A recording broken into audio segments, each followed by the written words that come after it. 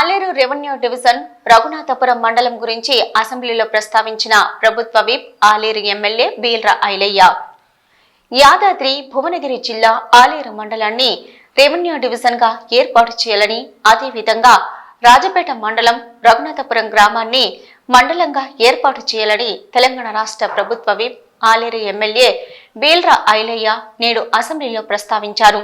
దీంతో రెవెన్యూ మంత్రివర్యులు పొంగులేటి శ్రీనివాసరెడ్డి సానుకూలంగా స్పందించి కలెక్టర్తో సమాచారం సేకరించిన అనంతరం ఏర్పాటుకు కృషి చేస్తామన్నారు. బీల్రా ఐలయ్య మాట్లాడుతూ గత ప్రభుత్వంలో రెవెన్యూ డివిజన్ల ఏర్పాటు శాస్త్రీయంగా జరగలేదన్నారు. జనాభా విస్తీర్ణం, పరిపాలన సౌలభ్యం ప్రాతిపదికన రెవెన్యూ డివిజన్ల ఏర్పాటు జరగలేదన్నారు. అందుకే ప్రభుత్వం కొత్త రెవెన్యూ డివిజన్లను ఏర్పాటు చేయాలని డిమాండ్ చేస్తున్నారన్నారు. కొత్త డివిజన్లతో ప్రజలు ప్రయోజనం పొందుతారన్నారు.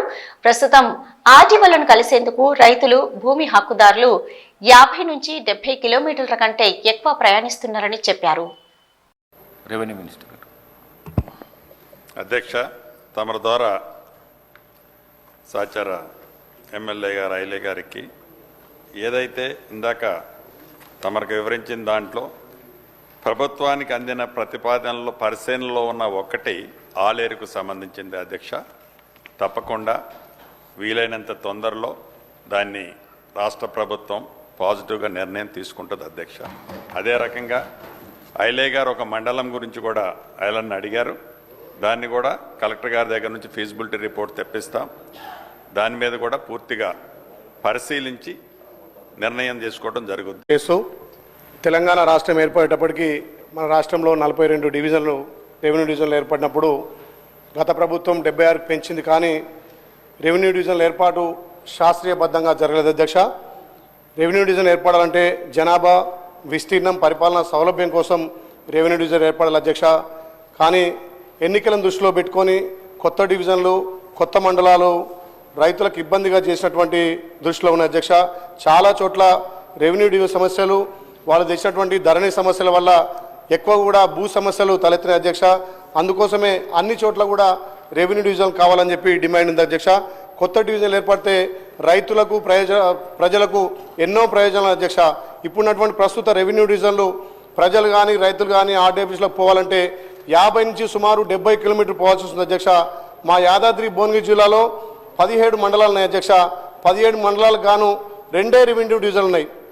మా ఆలేరు గత 20 సంవత్సరాలుగా రెవెన్యూ డివిజన్ కావాలని ఎన్నో పోరాటాలు, ఎన్నో ఉద్యమాలు చేసినా అక్కడ రెవెన్యూ డివిజన్కు ఆలేరు అనుకూలంగా ఉన్నా దాని గత ప్రభుత్వం పట్టించుకోలేదు. అధ్యక్ష, ఇప్పుడైనా మన ప్రజాపాలన గౌరవ ముఖ్యమంత్రి చొరవతోటి మా రెవెన్యూ శాఖ మంత్రులు మా పెద్దన్న పొంగులేటి శ్రీనివాసరెడ్డి గారి ఆధ్వర్యంలో ఆలేరును రెవెన్యూ డివిజన్ చేయాలి. అధ్యక్ష, ఆలేరును రెవెన్యూ డివిజన్ చేస్తే 8 మండలాలు అక్కడ పరిపాలన సౌలభ్యం కానీ అక్కడ ఉన్నటువంటి భూ సమస్యలు కానీ పరిష్కారం అవుతాయి.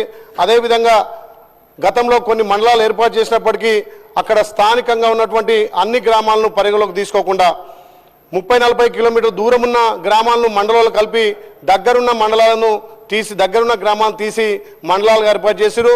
ఉదాహరణకు మోటకొండ మండలంలో పక్కనే ఉన్న 4-5 కిలోమీటర్ల గ్రామాలు కలపకుండా 30 కిలోమీటర్ దూరం కలపడంతో ఆ మండలానికి రావాల్సిన ఇబ్బంది ఉంది. అధ్యక్ష, గత 20 సంవత్సరాలుగా రాజాపేట పెద్ద మండలం, దాంట్లో రఘునాథపురం మండలంగా కావాల్సినటువంటి అర్హతలు అన్నీ ఉన్నా కానీ ఆ రఘునాథపురాన్ని మండలంగా ఏర్పాటు చేయాలి. అధ్యక్ష, ఇప్పుడున్న మన ప్రజాప్రభుత్వంలో గౌరవ ముఖ్యమంత్రి సహకారం, ఇక్కడ రెవెన్యూ మంత్రి సహకారంతో రాజపేటలోని రఘునాథపురాన్ని మండలం చేస్తే అక్కడ పరిపాలన సౌలభ్యం కూడా జరుగుతుంది. అధ్యక్ష, ఈ రెవెన్యూ డివిజన్లు చాలా అస్తవ్యస్తంగా ఉన్నాయి.